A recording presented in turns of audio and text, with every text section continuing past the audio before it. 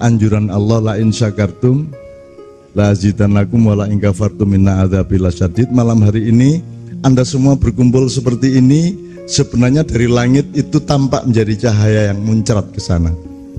Dan cita-cita saya dengan acara seperti ini tiap malam berbeda-beda tempat itu sebenarnya cuma satu, supaya Anda dengan keikhlasan Anda dan keringat Anda dan kerja keras Anda semalaman ini oleh Allah akan dijadikan investasi agar dia suatu hari benar-benar menjadi kekasihmu.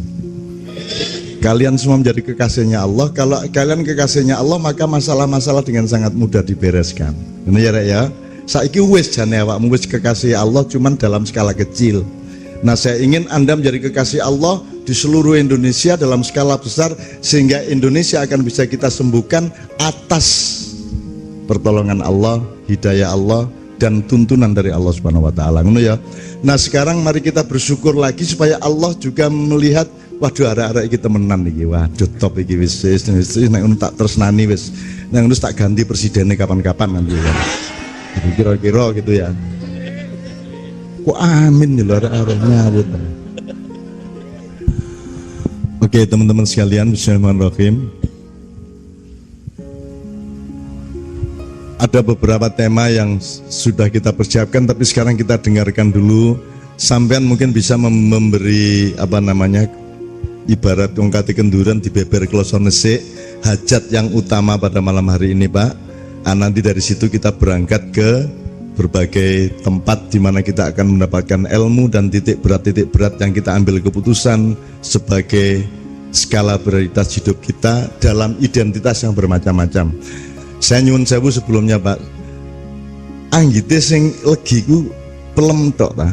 Anggite sing legi ku gulot tok ta. Kan legi iso muncul dari berbagai macam. Kenapa kita berangkat dari identitasnya gitu kan? Mbok berangkat produknya itu legi tagak bergizi tagak gitu kan. Bahkan dalam Islam itu penderitaan pun bisa melahirkan kebahagiaan, terutama wong Jawa Timur. Wong Jawa Timur ku melarat iku dinyek dhewe sampai suweneng atine. Kon tekan ndi aku iki ndolek senggot rek. Senggot apa? Motor. Kok motor senggot? Lho aku iki nek nimba iku mburi ana senggot, ngerti senggot rek. Nek nimba iku mburine iku dikai beban. Nah, beban iku sepeda motor. Saking gak isone tuku sepeda motor, mbayangno upama aku iso tuku tak gawe senggot. Wong Jawa Timur rek. Wong Jawa Timur iku Masya Allah cara mengatasi hatinya tuh luar biasa. Ono arek ngomong gak tepak titik rek nyele cangkemmu. Nyele lambe, mulangno ya. Diapakno tak cepit nindas, apa? Tak cepit lawang tak keplekno ndek cagak iki lak ngono. Lha enak Jawa Timur ya Allah, enake urip cara Jawa Timur ya Allah. Itu. Oke, bisa menurut Pak, sampean kei landasan titik, terus nanti Pak Suko juga biar mengelaborasi. Nanti khusus untuk sarung, tema sarung ini jangan dipikir tidak penting, sangat penting. Nanti beliau biar mulai menjelaskan, nanti kalau kurang-kurang saya nambah dikit-dikit. Nyon sewu Pak. Oke, Assalamualaikum warahmatullahi wabarakatuh.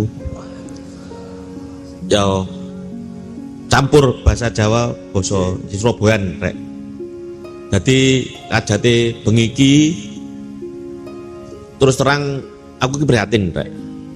Ya, prihatin. Pemenang sing kon-kon sekolah nang Politeknik iki nek ngerti buku, saiki sinaune lah mesti suka buku salah satune. Buku sing digawe nang Indonesia iki padha. Ambek sing nang Amerika, ambek sing nang Itali, ambek nang Inggris, Jepang, Singapura, Malaysia. Lah kok pintere gak padha iki ya apa sih? Lah mau dielingno karo Cak Nun. Nabi Nuh iki kok ngono, gawe kapal gedene kok ngono. Lah sumangga dikumpul kabeh haline saiki. Iku ya gak iso gawe kapal kaya Nabi Nuh. Nah, tak paling enggak saiki ayo nek kene iki memang nenek moyang, lah kene lak cucu moyang ta. Lah mosok gak dadi pelaut. Ya gak layar gak popo, tapi pelaut itu kan butuh dukungan. Nek jenenge pelaut kan gak nglangi tok rek. Mosok kene nang Sumatera ya nglangi, nang Beduri ya nglangi. Ya ampun nek pancori karo aku. Ya. Tapi sak tok ya apa Pak? Ono jembatan ya gak tau mulai nglangi Pak ya. Nek dhisik nglangi, kapale gak ono nglangi. Pancori. Nah, iku nek iso yo ayo to saiki anu arek-arek nom iki yo ya opo mosok kalah karo sing liyan-liyane. Indonesia iki lho. Lah saiki yo nek pengen ndelok negara liya maju, yo ayo rek, yo kene yo kerja keras. Yo gak ndonga tok, yo kudu sinau. Lah nek ndonga tok terus pundi? Tak nun. Lah malaikat yo ngamu yo sinau, gak ndonga tok ngono cak ya. Arasene lho. Dadi yo ana dungane, yo ana upayane lho. Dadi yo sinau ayo bareng. Dadi wis ayo saiki padha rukun apa generasi muda iki kudu sinau. Yo ojo WA-WAan tok ae. Saiki rata-rata coba aku pengen takon, sampean ini ganti handphone wis ping pira? Ya, ben ono handphone metu dirubah casing tok ae wis tuku maneh awakmu. Bukune pancet padahal. Bukune gak tau diwaca, handphone sing dutak-utak. Lah iku lho sing repot. Lah sing seneng sapa? Sing seneng pendagange. Ya, ino maneh, kirim import. Lah saya sembarang wis didoli. Lah ya apa saiki bangsa Indonesia iku ya kudu bangkit. Sing jarene Cak Nun mau nek nandur gak iso ngunduh ya gak apa-apa. Nandure kan ono sing saiki jangka pendek, jangka menengah karo jangka panjang. Lah aku nang kene ngajar ya padha mbek kanca-kanca. Nek iso sok ngunduh Poltek maju, awak wis mati ya kudu tetep maju terus, gak ngalami awak. Tapi yo ojo hitungan. Ya bos setuju. Gimana saiki nek wong Indonesia ya kudu bangga rek karo jati dirine wong Indonesia. Ojo terus melok-melokan katoke diplotrok-plotrokno, wis ana katok sing pas golek katok sing gedhe. Ya bareng melorot bingung. Lah iki nek mahasiswa ya dadi mahasiswa sing apik. Nek dosen ya karepku ya ayo dadi dosen sing apik. Dadi opo ae profesine nek iso ya dadi sing apik. Mau lho. Nah, terus nek iso ya ayo padha dibangun iki negarane iki terutama kelautan. Lah saiki terutama yang saiki Poltek kapal ya mahasiswa-mahasiswaku, para tamuku ya selain usaha ya tulu didongakno. Sing penting lah semakin akeh sing ndongakno lah semakin apik ah. Nah, mulai saiki jane mulai wingi-wingi kene wis niat pokoknya nang Poltek iki nek iso dimulai kudu semakin akeh sing ndongakno. Ya wargane dhewe, ya wong liya, ya kabeh lah pokoknya ayo didongakno. Ya sinau macam-macam nggih tanun nggih. Lah iku ngono ae. Seminten saya sekian pesan-pesan ini. Assalamualaikum warahmatullahi wabarakatuh. Ingatan Pak, ya tepuk tangan semuanya teman-teman sekalian. Baru kali ini loh saya ada komunikasi dengan mahasiswa yang Coro Jawa Timur, ganggu bahasa Indonesia itu sip temen ini. Jadi berarti hatinya sangat dekat dengan Anda semua, gitu ya. Jadi ini ayo ditolai bareng-bareng. Setelah itu saya minta tolong Pak Suko dan bapak-bapak yang lain. Kan beliau pertama ngomong, wong bukune podo karo di Amerika, di London, di Polandia ya podo kok kono luwih iso timbangane kene ya kan gitu Pak Jambatin Mang. Ini kalau kita perluas. Luwung arek SD, SMP, SMA itu olimpiade ilmu pengetahuan apa saja itu selalu juara. Matematika ya juara, fisika juara, ya toh? Apa menerek?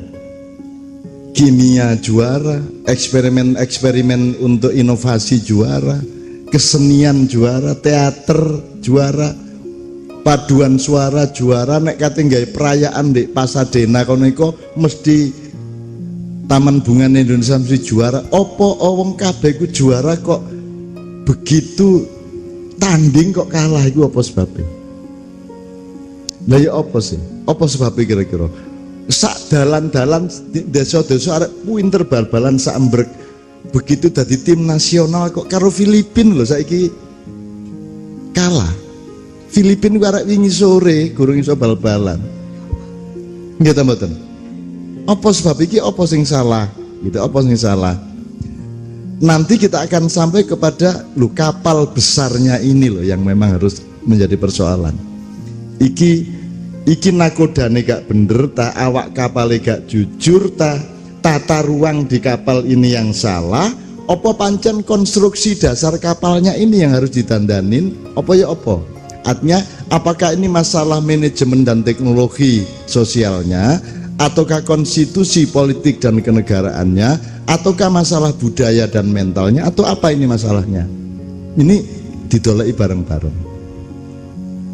Saya tak contoh nih, misalnya sekarang U19 masih terus apa sudah gugur?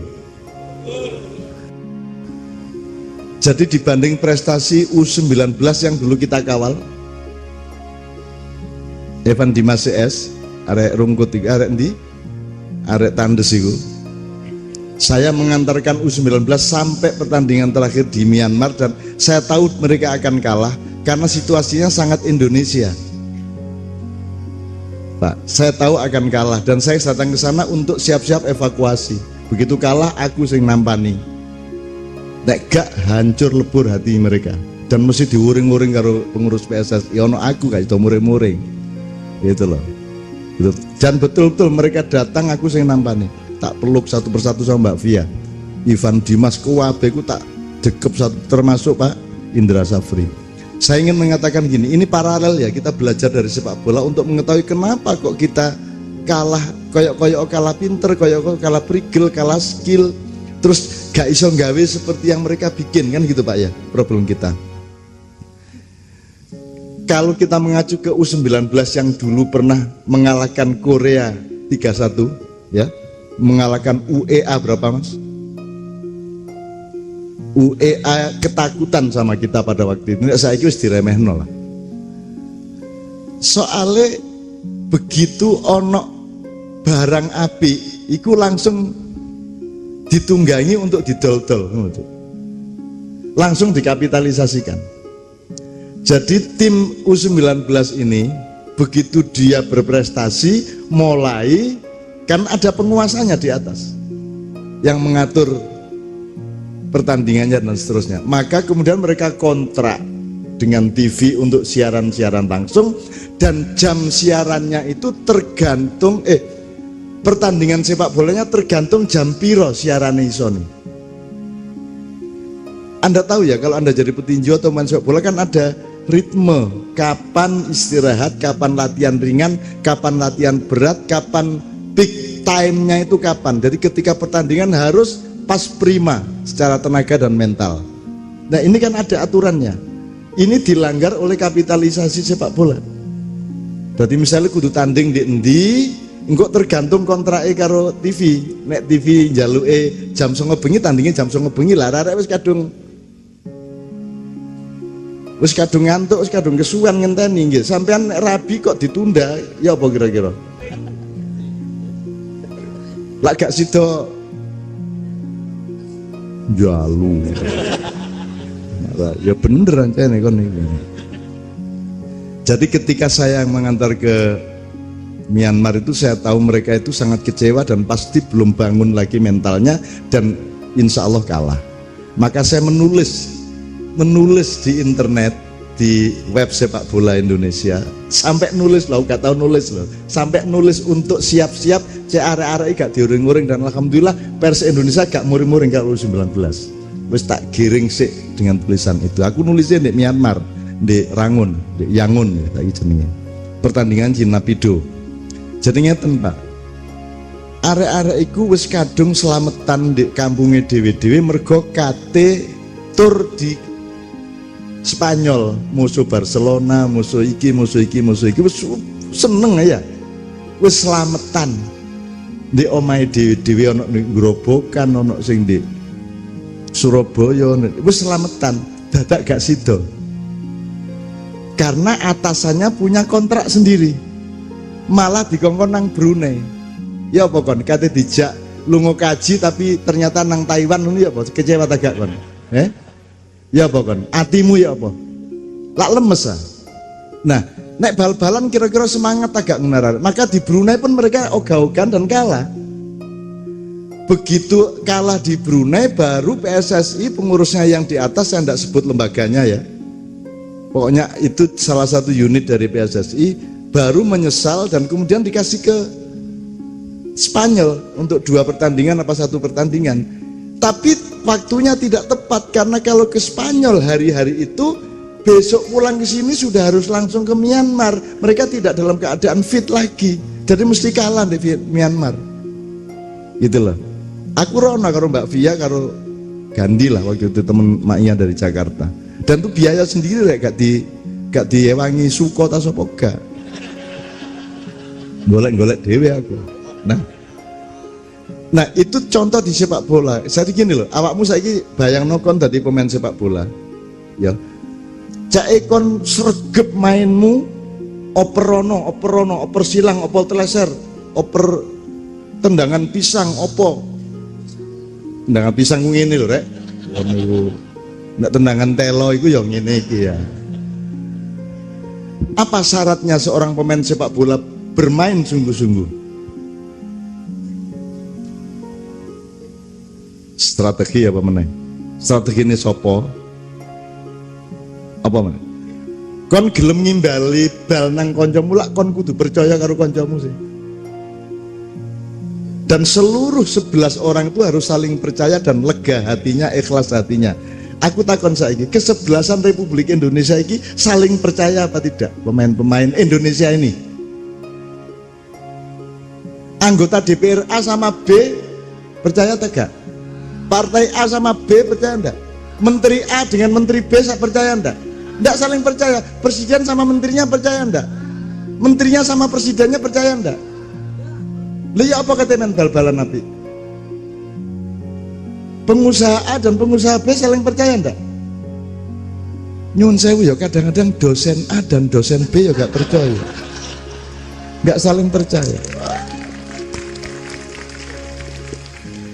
Kadang-kadang mahasiswa gak percaya karo dosen ya gak tapek percaya karo mahasiswa nih. Ya apa kata bal-balan bener? Lah ngono sih. Itu ya, itu contoh. Jadi nomor 1 trust. Tidak ada silaturahmi yang saling percaya dan saling lega hatinya satu sama lain. Itu satu. Baru ngomong konstruksi kesebelasannya bener enggak, menempatkan seseorang di depan, di tengah, di belakang tepat apa tidak, itu urusan manajemen dan strategi. Ini juga belum tentu tepat, gitu, belum tentu tepat juga, gitu. Nah apalagi Indonesia ini pelatih bal-balan ini gonta-ganti terus.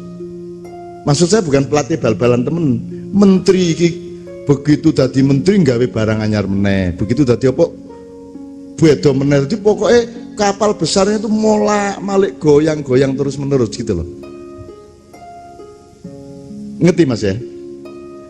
Jadi arek-arek pinter-pinter SMP, SD, SMP, SMA begitu mulai mahasiswa, begitu selesai mahasiswa bingung. Akhirnya melayu kayak Archandra nang Amerika, kayak Ricky Elson nang Jepang. Dan semua anak-anak kreatif Indonesia bekerja di luar negeri. Ojo meneh Ricky Elson, ojo meneh Archandra, Habibie lo gak diregani.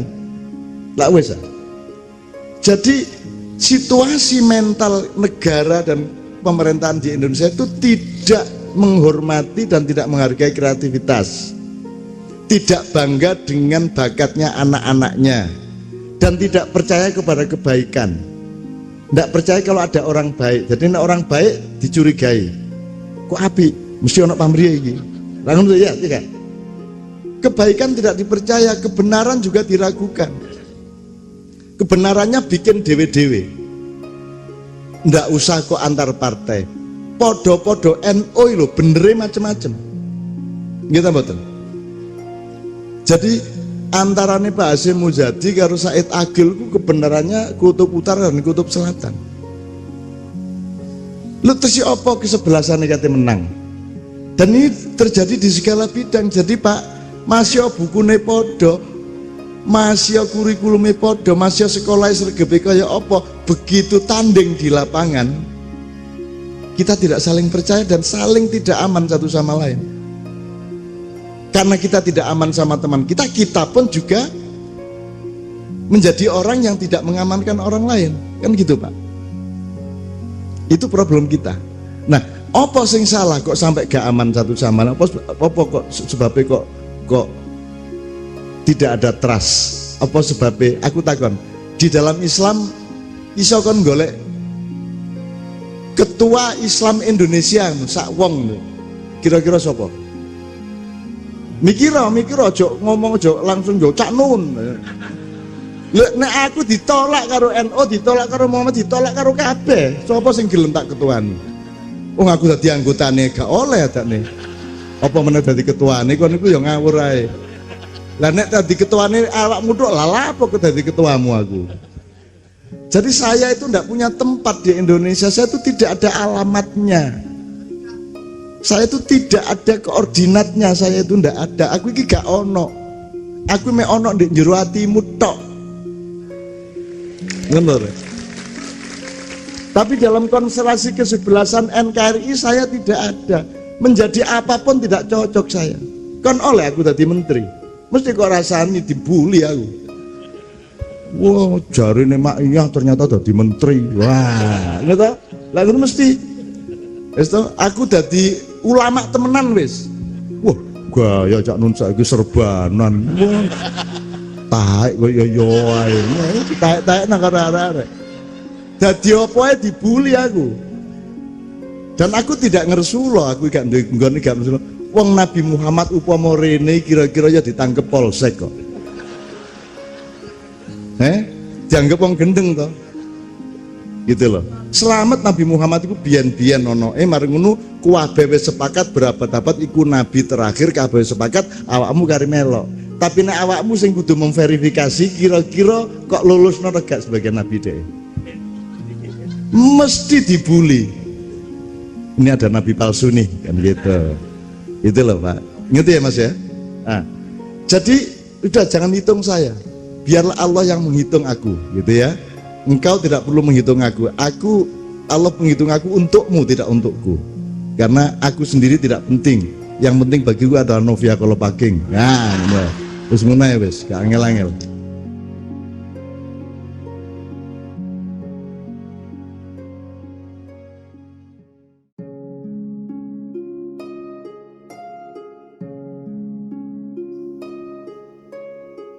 Assalamualaikum warahmatullahi wabarakatuh.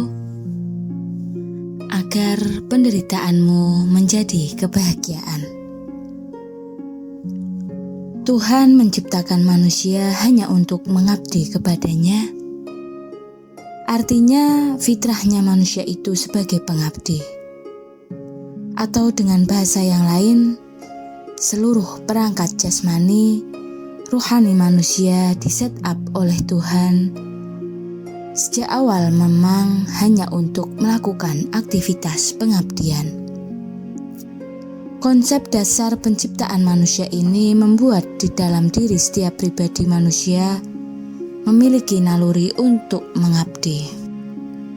Mengabdi itu perilaku manusia dalam menggunakan seluruh modal pinjaman dari Tuhan, perangkat jasmani rohani, untuk kemanfaatan tegaknya nilai-nilainya. Kemudian Nabi mempertegas orientasi dan aplikasi aktivitas pengabdian dengan memberi parameter yang konkret, yaitu sebaik-baik manusia adalah yang paling bermanfaat untuk manusia lain. Jika di dalam diri manusia dipasang naluri pengabdian, maka wujud naluri itu ialah berupa dorongan suci ingin hidup bermanfaat bagi orang lain. Dorongan fitrah semacam ini dikatakan oleh filosofi Yunani yang bernama Aristoteles bahwa manusia itu zoon politikon atau makhluk sosial, yaitu makhluk yang tidak bisa hidup sendiri karena terikat oleh naluri saling membutuhkan. Naluri itu akan menjadi kebutuhan fitrah. Ia semacam dorongan gaib yang tidak bisa dicegat. Kalau naluri dihadang, maka akan lahir pemberontakan batin berupa perasaan bersalah yang membuat manusia tidak bahagia. Naluri adalah hasrat otentik, sebuah kebutuhan yang bukan merupakan hasil propaganda dari luar dirinya. Kalau Tuhan menjadikan manusia sebagai pengabdi atau hamba bagi dirinya, itu bukan berarti manusia sedang diposisikan sebagai korban feodalisme dan objek hierarki strukturalisme dari takdir penciptaannya itu. Tuhan tidak membutuhkan penyembahan atau setoran pengabdian dari manusia. Ketika manusia diperintah untuk berbuat baik, itu artinya Tuhan sedang menyuruh manusia untuk menikmati kebahagiaan. Karena hanya dengan cara berbuat baik, manusia akan bisa bahagia. Modal berupa badan, tenaga, pikiran, materi atau harta harus ditransformasi menjadi menu rohani. Cara mengubah modal material menjadi makanan rohani adalah dengan mengkontribusikannya kepada kebaikan hidup, kemanfaatan sosial, dan kebersamaan kemanusiaan. Memposisikan diri sebagai pihak yang memberi, apapun pemberian itu, asal bernilai kebaikan hidup bersama adalah cara manusia menyembah atau mengabdikan dirinya kepada Tuhan. Kebaikan horizontal merupakan alamat penyembahan vertikal, cara beragama yang berhenti pada bentuk-bentuk yang ritualistik, secara tidak langsung merupakan perilaku yang menuduh Tuhan butuh disembah. Kalau manusia diciptakan hanya untuk mengabdi, maka bumi sebagai tempat bagi manusia menjalani kehidupan. Sesungguhnya telah diperintah oleh Allah untuk juga hanya mau menerima pengabdi atau hamba Tuhan. Manusia yang menjalani hidup tidak sebagai pengabdi akan ditolak oleh sistem bumi atau hukum alam. Jadi ada suatu sistem yang secara otomatis menolak manusia yang gagal menjaga orientasi hidupnya sebagai pengabdi. Sebaliknya, manusia yang terjaga kondisi fitrahnya sebagai makhluk pengabdi akan kompatibel dengan sistem bumi. Kalau dalam perspektif kebudayaan Jawa, harmoni manusia dengan alam akan membuat manusia bahagia. Berbuat baik atau memberi kebaikan itu kebutuhan manusia. Jadi manusia butuh memberi. Secara teknis, perbuatan memberi itu tampak seperti sedang memenuhi kebutuhan pihak lain. Tetapi hakikatnya sedang memenuhi kebutuhan sendiri, yaitu untuk mendapatkan nutrisi rohani berupa amal soleh. Amal soleh atau perbuatan baik inilah kebutuhan sejati manusia. Bahwa jasad kita juga memiliki kebutuhan, itu akan dipenuhi oleh alam yang memang sudah ditugasi untuk menyediakan segala kebutuhan jasadiah manusia. Alam akan menjalankan mekanisme sistematiknya untuk melayani seluruh kebutuhan para pengabdi melalui jalan yang tidak disangka-sangka. Manusia harus menemukan titik temu kesepahaman dengan watak alam. Alam punya aturan main, regulasi, dan sistem yang mengikat manusia. Tetapi ikatan ini bukanlah penjara untuk manusia. Seluruh aturan main dan sistem alam adalah koridor hidup bagi manusia dalam menjalani sejarahnya. Dan hanya ketika manusia hadir ke bumi sebagai abduwah atau pengabdi Tuhanlah, bumi bersedia ditinggali. Bumi telah dititipi Tuhan seluruh kebutuhan manusia. Apapun yang diperlukan manusia sudah disediakan oleh bumi. Tuhan sudah menjatah manusia dengan hidangan kebahagiaan dalam hidupnya. Nikmat mana lagi yang kalian dustakan? Tuhan tidak menjatah kesengsaraan kepada manusia, asal manusia setia dalam fitrahnya sebagai pengabdi, yaitu pihak yang menjadikan seluruh modal dirinya untuk sebesar-besarnya kebaikan bersama.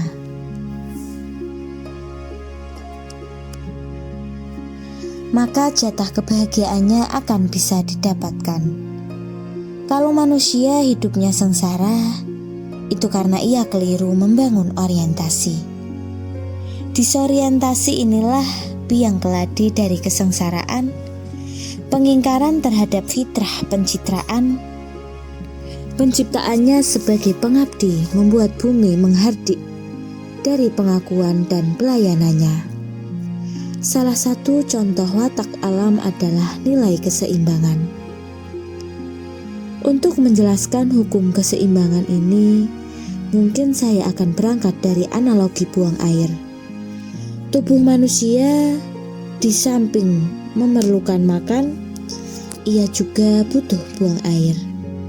Jumlah yang dikeluarkan pasti lebih kecil dari yang masuk.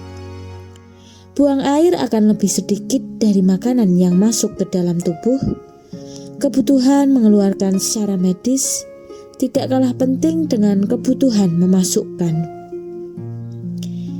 Bahkan ilmu kesehatan akan mengatakan supaya kita langsung buang air begitu terasa kebelet. Jangan ada tindakan menahan untuk mengeluarkan demi menjaga kesehatan tubuh.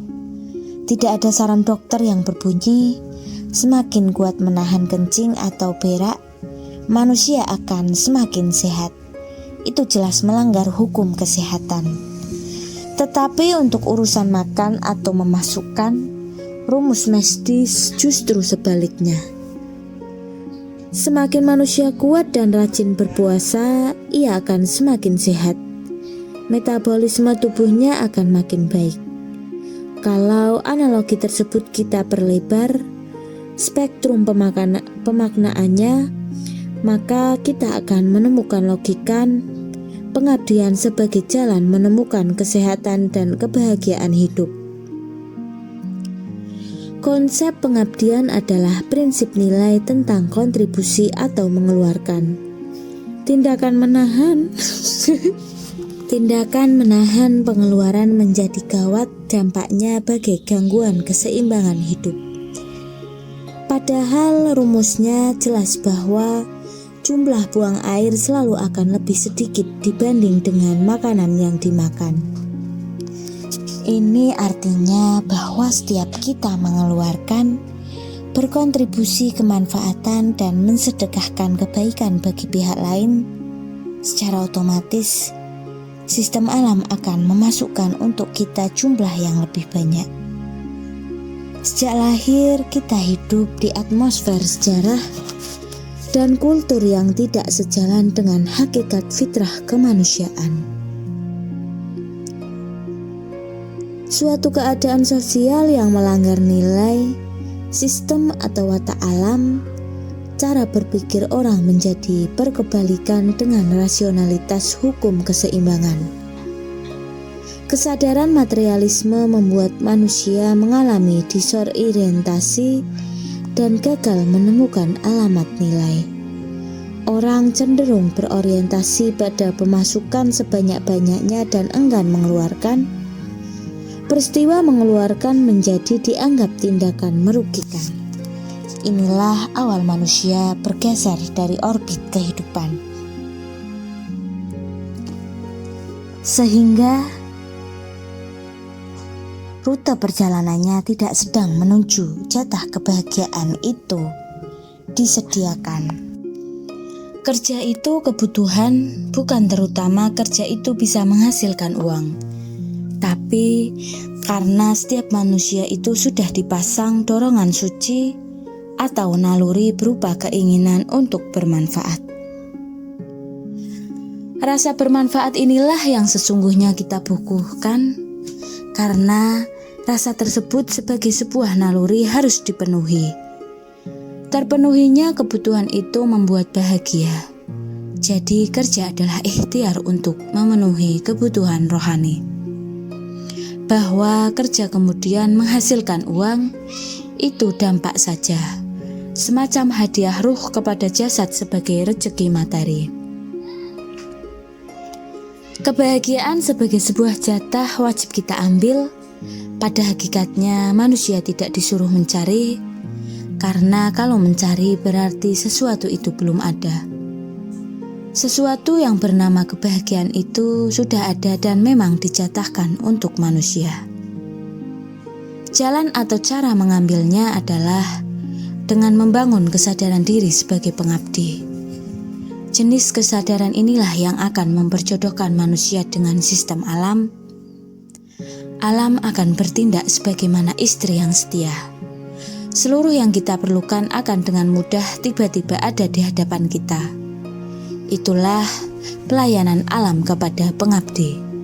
Pelayanan sebagai bentuk tasbihnya kepada Tuhan, alam akan patuh kepada abdinya, khalifahnya.